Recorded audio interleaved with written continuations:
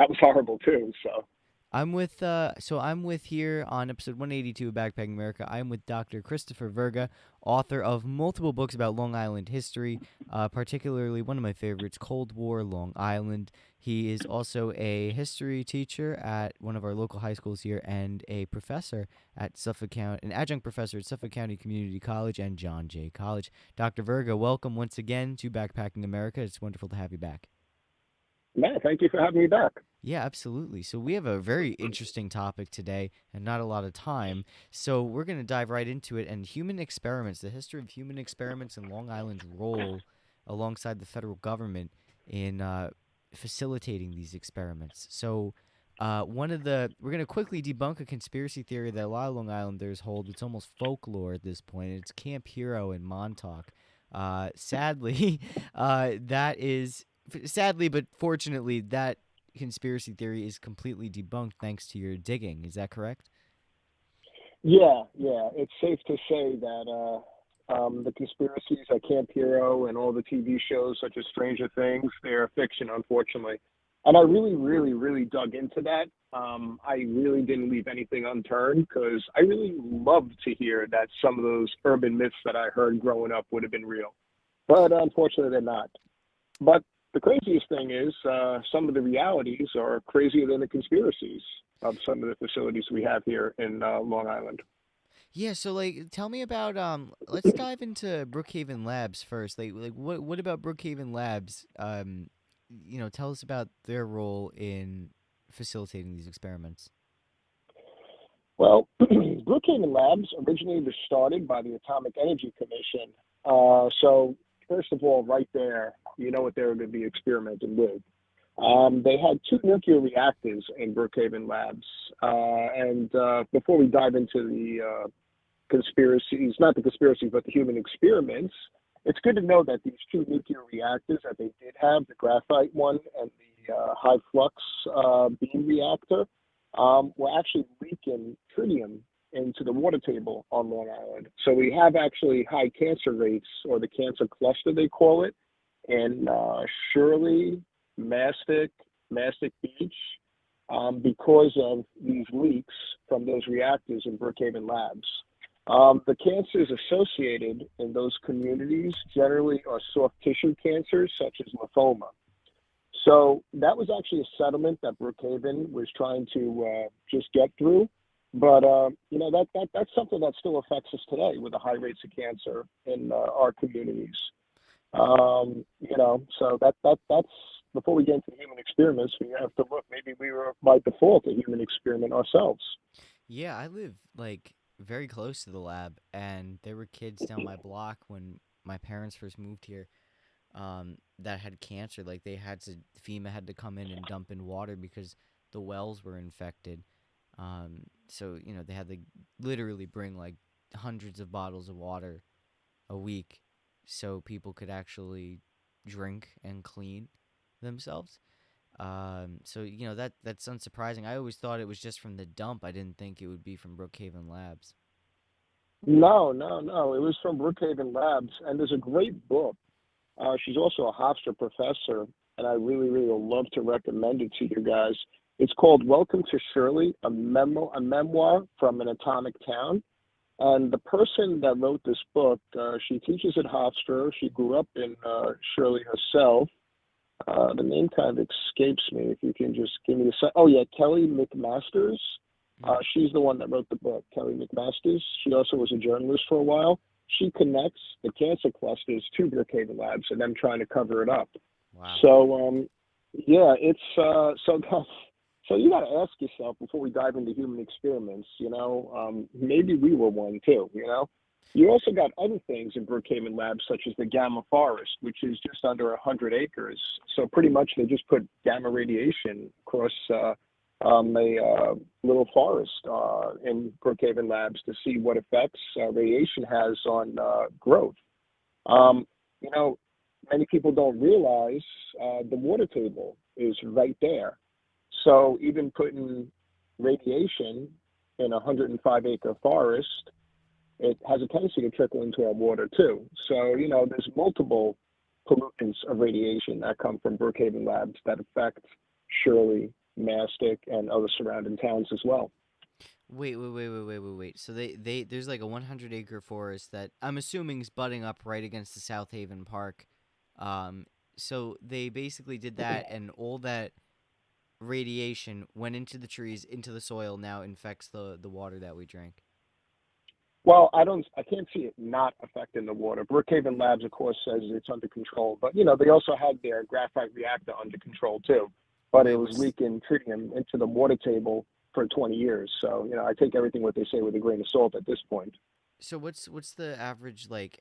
Did you in your research did you get to see what the effect on the local population would be? Like, is it almost guaranteed like a decade or so has been shaved off of our lives?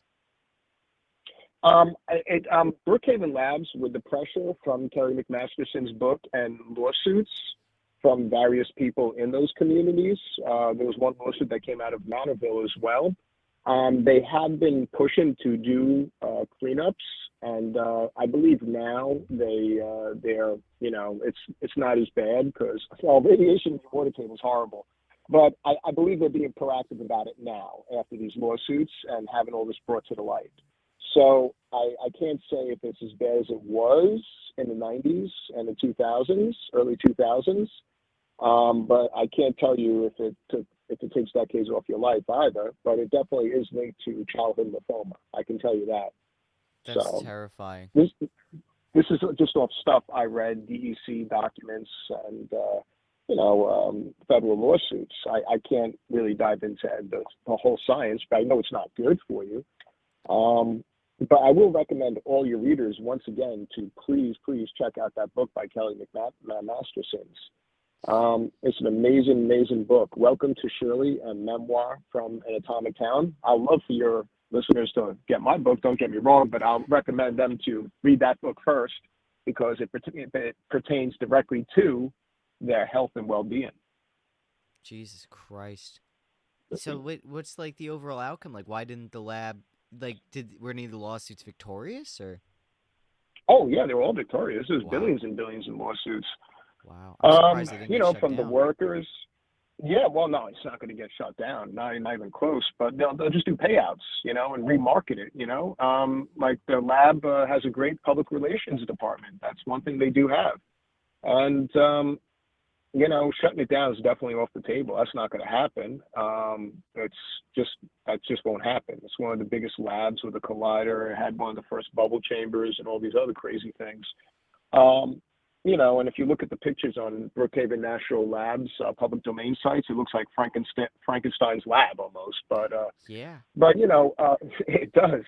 Once again, I have one of the pictures up yeah. right now as a background for the stream, and I'm just looking at this big circular like thing in the middle, and then like there's like it looks like almost a little town of like just schools and big department buildings. It's a weird scene, and it's even weirder because you never think of it outside of a sign that you see, coming off the eastbound of 27. No, you don't. And it's tucked away in a little rural appendage of New York City, technically, and when it was originally being built. So no, you don't. You don't really expect that. Brookhaven Labs is definitely an interesting place. Let's put it that way. So what are some of the human experiments they've committed, like outside of the nuclear dumping? Oh, okay. So the Brookhaven Labs doctors, they were actually going back and forth to the Marshallese Islands after America had tested various atomic bombs in the Marshallese Islands. And the Brookhaven Labs doctors were just like checking up to see what the impacts of radiation has on the Marshallese people. So during the arms race, right, we're blowing up all these atomic bombs, testing them, and we want to know what the impact it has on a human population. So we were just seeing how it affected the Marshallese people who were right next door from the atomic bomb tests. And they weren't really providing treatment to these suffering people. They were just documenting how they were decaying and the birth defects and all this other stuff. Once again, in 2002, there was a big settlement on this, and Newsday did really extensive coverage on this as well. Yeah, this was horrible. Pretty much they weren't giving the people treatment. They were just sitting there taking documentation on how they were living. And the Brookhaven Lab's activities, they were documenting it all here on Long Island, sending their doctors back and forth and processing the information right here. That's almost like what the Nazis and the Japs did when they occupied their territories. Yeah, well, It's it's evil. definitely the Marshallese people. They definitely thought so, when they demanded lawsuits. But the person that actually blew the whistle was actually a Peace Corps volunteer, Glenn Alkey. Oh, I'm that probably sounds saying his familiar. last name. Yeah, he's the Peace Corps volunteer that blew the whistle in 1975 and 1977 on this, and pretty much everyone brushed him off as a hack, you know, and he was right. That's exactly what was going on. So the people that we kind of brush off as crazy hacks might be telling the truth tomorrow. So they were just trying to cover it up. It was the same thing with the nursing home, the Cuomo nursing home thing. I thought that was just a conspiracy theory, and then it was like, oh, wow, that's real. Holy shit. So Yeah, you never yeah, know. yeah. You No, never yeah, know. definitely, definitely. You never know who's right. You definitely never know. But yeah, the Marshallese people for generations they had birth defects that affected the population. And these are tiny islands, with small populations. So you can imagine a whole ethnic group of people are being wiped out here. I So just did a quick you're probably going to hate me because I used Wikipedia, but there's about 58,000 there's about 58,000 you like yeah, that was an academic joke. There's like 58,000 it's people that okay. live in the Marshall Islands. And I'm just surprised. I thought there's one oh, you know what I'm thinking of? There's an island in the Marshalls that got completely annihilated by one of the bombs we dropped. Yes, yes, yes. Don't hold me to. I forgot the name of it. It's either Bikini or Sandwich Islands, one of those two. But yeah, yeah. We just imagine all the radiation and all those crazy bombs. Essentially, we're dropping the sun every time we drop a bomb in the Marshallese Islands with long-term effects of radiation on those people. So it's interesting. It's horrible and nightmarish per se. So what's so after this, what was the recourse for the Marshallese people? What happened after the whistle was blown? Well, it took quite some time. By 2002, there was a big settlement, and there was the Marshallese Island Nuclear Claims Tribunal. And then a report came out about the whole thing, about the social, cultural impact of the radioactive environment. And it detailed all the Peace Corps volunteers' testimonies from 1975 and 77. So there was a lawsuit that did follow. But even if you get in $1 billion settlement, it could not repair the damages of the natives' homeland and the high cancer rates and the birth defects. You can't buy people off. People are worth people life does not have a value like that. So it was pretty much $1 billion settlement, and let's try to turn the page. That's pretty much what happened. But once again, people have more of a value than monetarily speaking. It's very cold. There's no real way to rectify that. So, I don't know how to rectify that. That's just beyond horrible. So, It's almost like a sick joke because you're either gonna get genocided by America, Japan, or Germany. In the aftermath, it almost made the sacrifices like what's the point?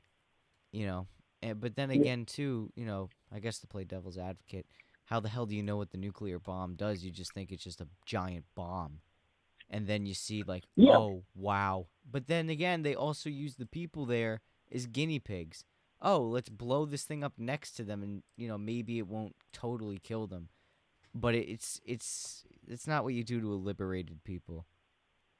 no, no, not at all. Especially a bunch of people that were suffering from Japanese saying, "Look, you're not going to suffer from them anymore." You don't say, "Hang on, wait a minute. We're going to make you suffer now." So, that's definitely a contradiction to say the least. Um, and this is just a stain on our history right here with the Marshallese, about the Marshallese Islands. So, but once again, if we're not treating them ethically, do you expect the Brookhaven Labs to be ethical with their neighbors? So, that's why we Absolutely. have the yeah, that's why we have the radiation leaks of tritium going into the water table. Well, and you would So, think too, you would think after the Marshall Islands thing, you wouldn't do that at home, especially. And it's like, no, it kind of goes to show that, doesn't matter if, they don't care about the working people here that support them. no, and the crazy thing is they didn't care about the working people in Brookhaven Labs. No, They barely gave them protection working in reactors. How am I sending you in a reactor without protection? it's This was evil. a problem.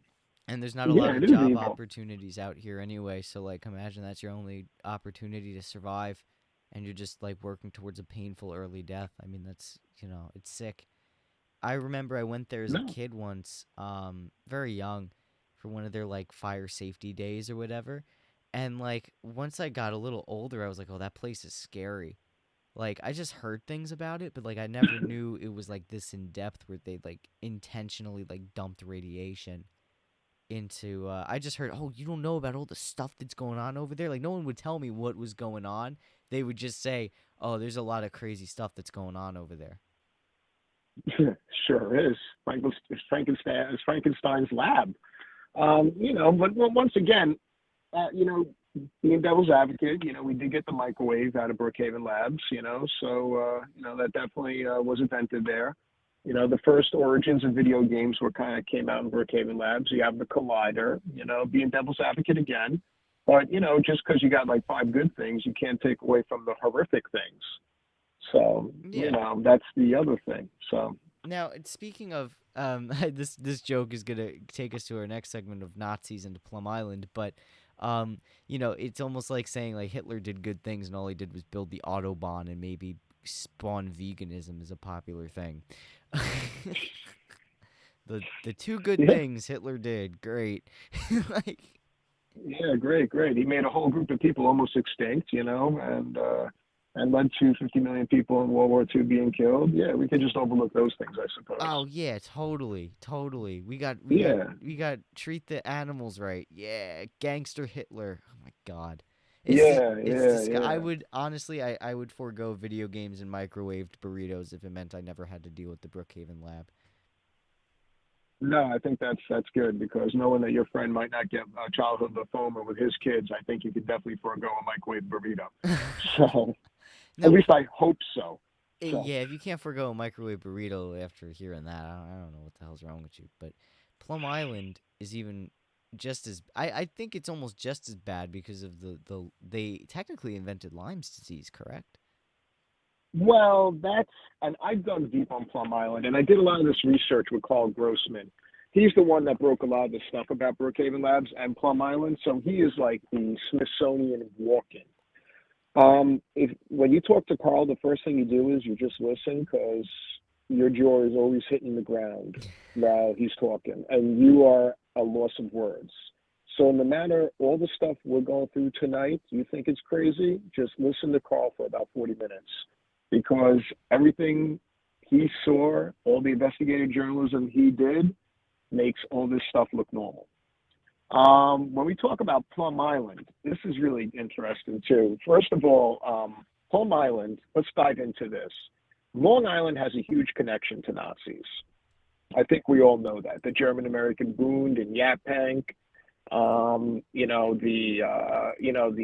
the strong anti, the strong pro-Nazi movement, Friends of Germany before World War II. You got to understand the German American Bund in Yaphank used to fundraise for Hitler during World War II. And now this is where we're going to dive deep. So I make sure you got your seatbelt on this one. Oh, So it's clicked in. yeah, oh, it's better be clicking on this one. So the German American Bund, my first book was World War II and the Long Island home front. And I detailed Nazi spy rings through various industries, through aviation during World War II and just prior to World War II. A lot of the Nazi spies were traced back to the German American Bund staging grounds in Camp Siegfried, which is in Yaphank. So in Camp Siegfried, they used to have these rallies, and the German American Bund used to harness all this innovation. So, say you had an engineer for Sperry's, one such as Roden.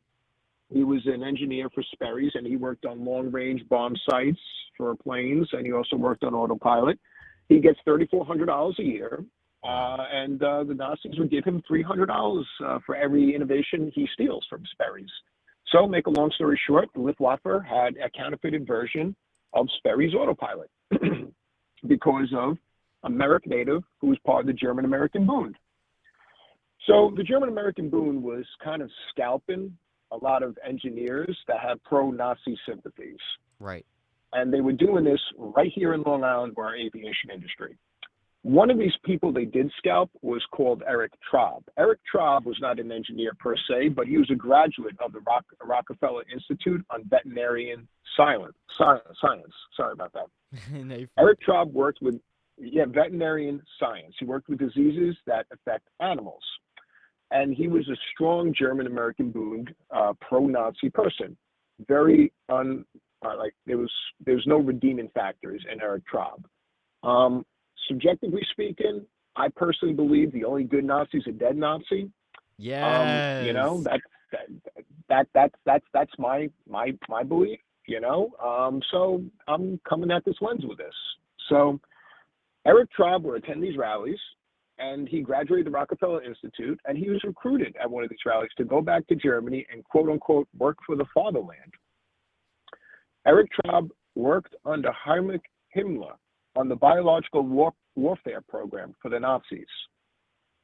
Eric Traub worked on programs to transmit diseases through armies using reservoirs through insects, multiple insects. One of the insects were ticks. This is where we get a lot of the conspiracies with the Lyme disease, but we'll get into that in a minute. So Eric Traub worked with Heinrich Himmler for all these diseases, figuring out ways to transmit it. I do not know his active role in the Holocaust, but I know he probably had to have something to do with it. The guy worked on diseases.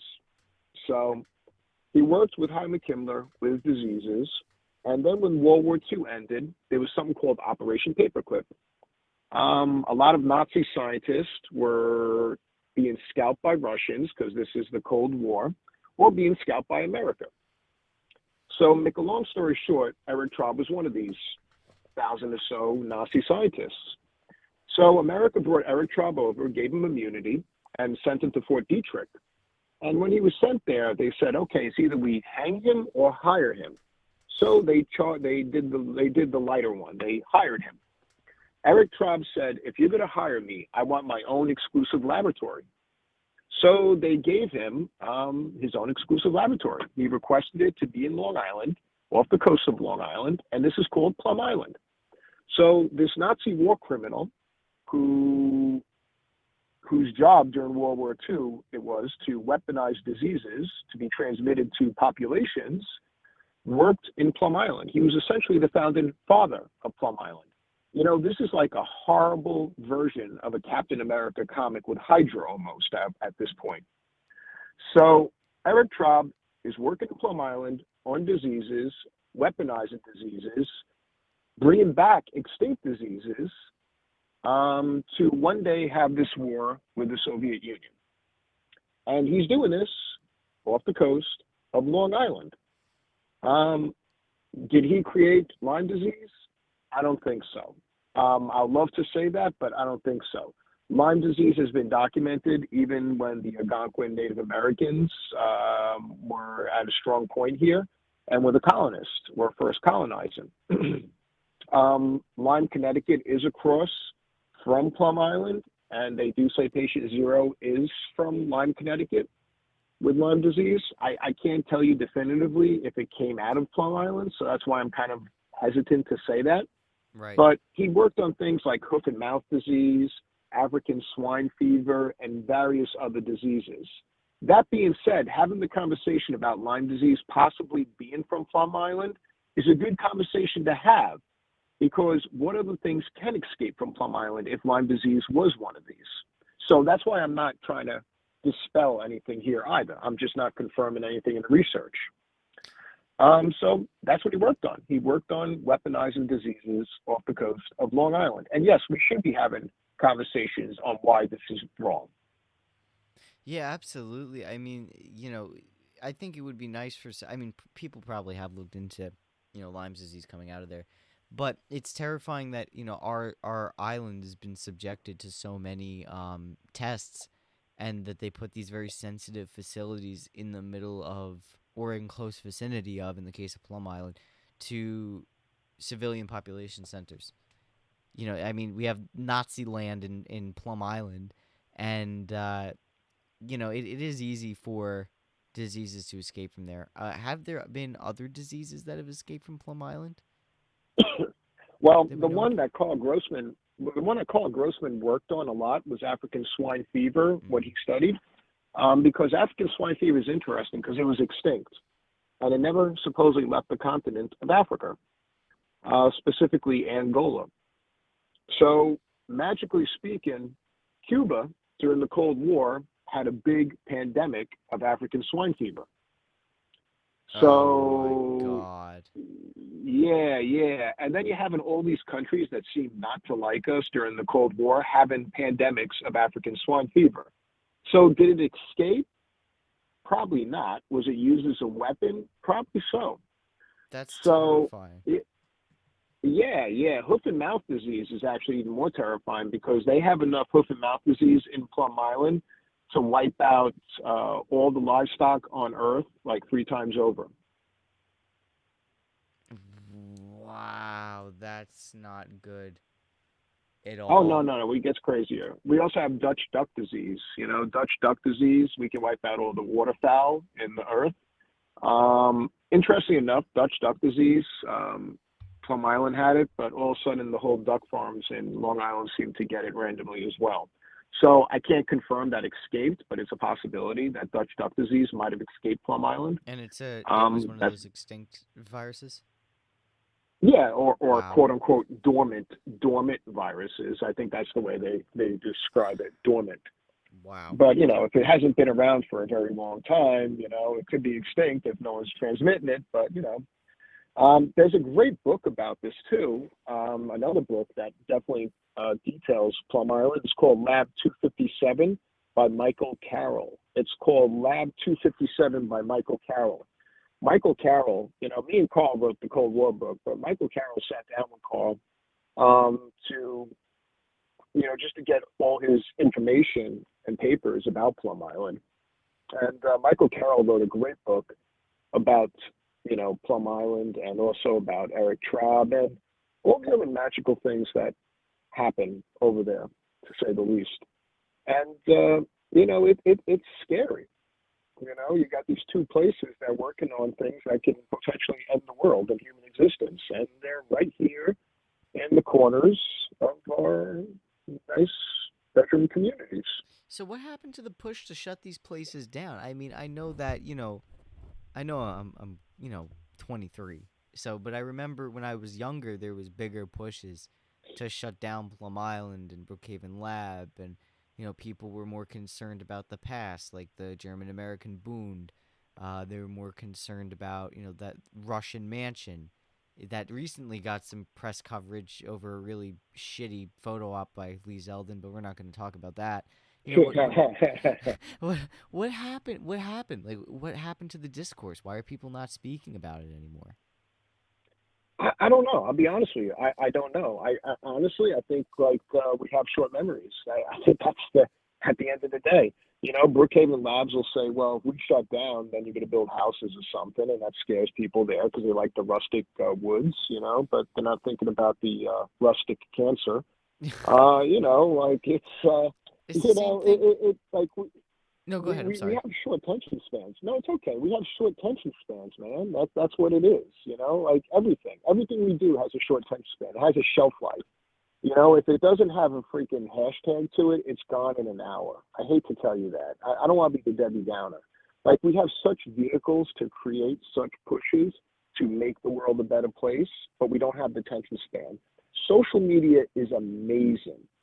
Like social media brought down dictatorships in the Middle East. We cannot harness that here. Why? I don't know. I don't know. I really don't know. Maybe we're not focusing on the right things. Maybe we're more engaged in. Yeah, I'm not trying to sound nasty here, but Maybe we're more engaged in, Joe Sixpack and reality Jane TV shows. Maybe we're more engaged in stuff that's not supposed to matter. Versus something that's causing childhood lymphoma next door to your house. Yeah, I can definitely attest to that. I kind of covered that last night in my episode. It was about male perspectives in on dating sites, but it ended up devolving into alienation and how capitalism, creates like this type of alienating behavior. So it basically makes it very difficult for people to see each other as people, and instead looks at each other as commodities or business tools. So, I definitely think our society's geared that way, and also people are just too comfortable. I mean, I'm not saying that, there aren't, bad things that happen here, but when it does happen, it almost seems like, oh, that's just them, it was their fault or something, or, oh, well, they were a fuck up, and, you know, they're not gonna go anywhere because they did this and that. They don't put like the systematic thing. It's individualized to the point where it's like everything is on the fault of the person. And like, don't get me wrong, like Mm. sometimes you just suck. But you're given everything, you're given ample opportunities, and you just suck. But there's other people where like they're just like put down from like day one, and they don't got like a strong support system, so it's a lot difficult. Yeah. But so I can understand like, but it is more distracting than it was 10 to 20 years ago in our country. Much more distracting because you have a phone that blasts things at you all day long and shapes your consciousness and interpretation of reality. And it's not good. It's really not good. And people do talk about when Grumman shut down, they built apartments over it, and the water there is actually like terrible. Like no one drinks the water in that entire complex. No, because you got a plume that's toxic right underneath that. And they're still fighting who's going to clean that plume up. But at least the old Grumman's plant recognizes there's a plume, so that's a start. Brookhaven Labs had a hard time recognizing that they did anything wrong. So I know it sounds ridiculous. I know the bar is really low here, but at least everyone's agreeing that there's a problem on that one. But you know, that's a start. So Well, the first step to admitting you have an addiction or a problem is to admit you have it. So, yeah, I yeah, guess step one exactly, complete. exactly. Yeah, step one's complete. We just got to get to two and three, and we'll be there. We're going to get there. I have faith. It'll take a few more kids dying, but I think in 30 years they'll start cleaning it. Well, I'm more optimistic than that, but I think there's a little pressure right now. The federal, like the last administration, was not really buckling to have federal aid go there to clean it. Hmm. This administration is more open to do that if you give them a proposal. And that's because So of the that work of that's the a start. people. That we really as a whole country, whether you voted for Biden or not, this new administration is just like we might have to listen to them just a little bit because we don't want 2020 part 2. So No, no. Yeah, that was horrible to begin with. So yes, Well, listen, Dr. Verga, I'm very fortunate to have you on the show once again, and I'm glad you can give us your very limited time today to talk about, some human experiments that came out of Long Island and some of this nasty history that I'm sure a lot of people have forgotten. no. Thank you. I appreciate it, and anytime. Awesome. Once again, everyone, thank you so much for listening to Backpacking America. This was episode 182. New episodes coming out almost every day. See you then.